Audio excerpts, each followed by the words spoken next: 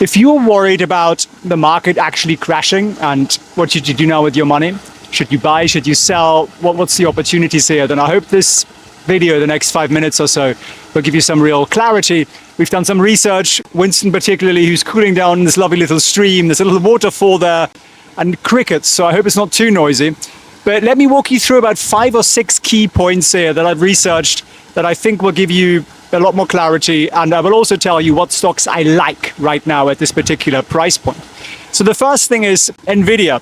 The S&P has been driven by a single company, literally just Nvidia, and everybody else has sort of fallen behind.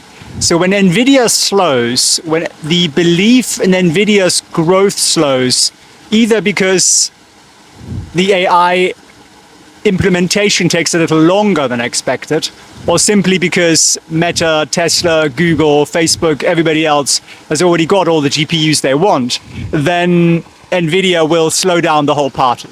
Now, do I think we're quite there yet? Actually, I don't think we are. No, I think there's still a lot more demand to come, and I think a lot of the chips they're going to put out over the next year or two will be so energy saving and performance enhancing that people are going to buy them. So I'm actually quite bullish on that.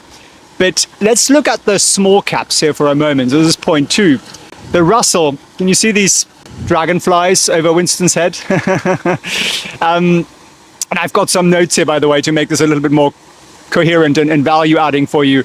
The Russell, so the small caps, are down 17% since November 2021. And they haven't made any progress at all this year. If I had a long-term investing horizon, which I do, I would be gently and slowly getting a little bit long on small caps, because when rate cuts come in, which they inevitably will, they will benefit and that'll be good. But it could be a bit of a frustrating wait if the Fed doesn't get cut soon. But I think that's one theme that's definitely worth exploring. And look at the S&P 500 overall. All stocks, pretty much except for the big tech stocks, are exactly where they were in early 2022. And actually half of the S&P 500 is down since then. There's a huge kind of schism, if that's the word, schism between the performers and the underperformers. So there is some value plays that you could actually look for in there. And I will also talk to you in a minute about how we can actually make more money in the short term through trading. And if you want to learn that, come and join me on Tuesday, felixfriends.org/webinar. There's a huge butterfly that just flew past the camera. I hope you catch that. So, as I say, Nvidia stops performing. Well, the rest of the market is a lot less solid. Their earnings haven't really grown all that much. We basically are in trouble. So the whole thing does rest on AI adoption and people, as in Meta, Microsoft, and so on, spending a fortune on GPUs. I think that's going to continue for some time. They all have lots of money. They have lots of cash. They're very profitable. So it isn't the 2000s where all these companies... Okay, I just got home and realized that the battery on the microphone died. So let me continue with you the remainder there, and maybe we can show Winston chilling in the water at the same time. So to wrap up the Nvidia story, yes, I think it is a risk, but for now, I think this is going to continue for some time, the party. There is, however, something that's more significant coming up here, and that is one, the liquidity in the summer is low. What does that mean? Less people trade and invest in the summer. Why? They're all on holiday. There's literally a bunch of bankers right now in Nantucket for the Jefferies banking summit, and they're partying like it's 1999. And all those guys go to the Hamptons and all the lovely places in Caribbean or to a yacht in the south of France. And that's a serious thing. So what does that mean? It means if there is bad news or good news, the market's going to react much more to it, because there is less volume. So it's easier to move the market over the summer. Having said that, July is typically the best month of the year. So I think there's something to look forward to. At the same time, the next point is shorts right now are at record lows. What does that mean? Isn't that a good thing? Well, yeah, it means everyone thinks the market's going to go up, But what does it also mean? It means if something negative happens, there is a big opportunity for hedge funds to short the market. Whereas if they were already heavily shorted, then they wouldn't be putting negative pressure on the market if something bad was to happen, right? So it's a little bit of a double-edged sword, but yeah, right now everyone feels very, very comfortable and confident. And so confident that tech funds just had the biggest inflow ever last week. Ever. Most money ever flowed into tech funds last week. And what does that mean? It means the retail investor is late to the party. That's really what it means. And unfortunately, that continues, and we're hoping to do something about that here with our little community. But is this the moment to go all in on tech? Well, I think there are some options, and I want to walk you through this in a second. But we are getting to the more risky part of it. So you'll see, again, a lot of the big funds have taken profits on AI.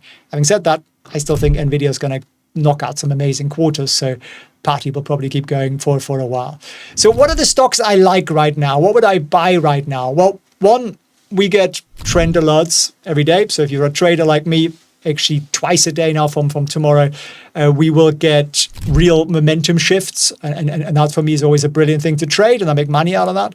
And you can subscribe to that at tradevision.io. There's a whole 3-month trial if you want to check that out. Link is down below. And then secondly, I like small caps if you got a longer time horizon, because small caps, small stocks are down, I don't know, 17% this year or something, or since November last year. And they've just not done a thing because they got hurt by high interest rates. Small caps have to actually go to the bank to borrow, and banks charge you a lot of money when interest rates are this high, so they suffer. And provided we are going to get lower interest rates, at some point, they should improve. So it needs some patience, and there might be some frustration coming up for a couple of months or 6 months here or so on. But then I think it could be a good move. Of course, none of this financial advice. I also like Tesla right now. August 8th is the robo-taxi thingy. That could be amazing or not. Yes, regulatory approval isn't going to happen.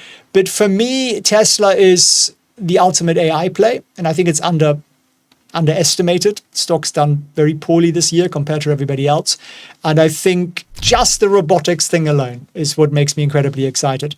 Then you think the robo-taxis, the FSD, AI, all that stuff they're doing, I think there is a lot more in that. I think we're actually at the point where the car company Tesla becomes the AI company Tesla. And I think that hasn't happened yet. People haven't bought into that because margins are low and car sales are low because of high interest rates. So I really like it.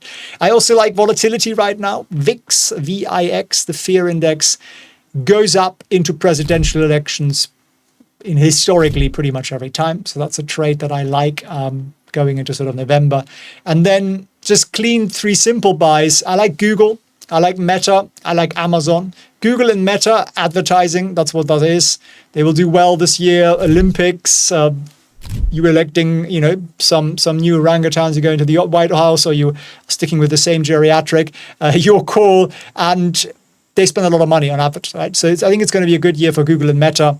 And then Amazon, again, I like it. Amazon is knee-deep in the robotics thing. They have 750,000 robots working for them. They have a robotics team. They're invested in robotics startups. And again, they're spending a huge amount of money on AI, and it's just a brilliant business. I think it's just an insane business. Cloud computing, they benefit. So they benefit in a lot of different ways. So for me, these are the 3 kind of tech laggards that I quite like. If you want to learn how we actually make money, 3 steps, 2 hours a week or 3 hours a week trading, full automations. You can have a job and enjoy your life. Come and join me on Tuesday evening, 8 p.m. Eastern time. I'll be teaching a couple of 100 people how we trade, how we make money. I think we're up $7,308 on a $30,000 portfolio. So the portfolio is intentionally small to show, what's possible, and also encourage responsible trade sizing. So come and join me Tuesday evening. It's completely free. I love you watching. I wish you a beautiful weekend. Winston and I really enjoyed our hike. I hope you do something fun. Take care. NVIDIA, Apple, and Meta are down on the week. And yet Winston and I managed to have a very, very nice week. As I'm showing you on the screen here, actually very nice month, really. $6,100 up on a 30K portfolio. That's a small portfolio I trade for our community. If you want to learn how we do that, come and join me on Tuesday live, felixfriends.org/webinar. Links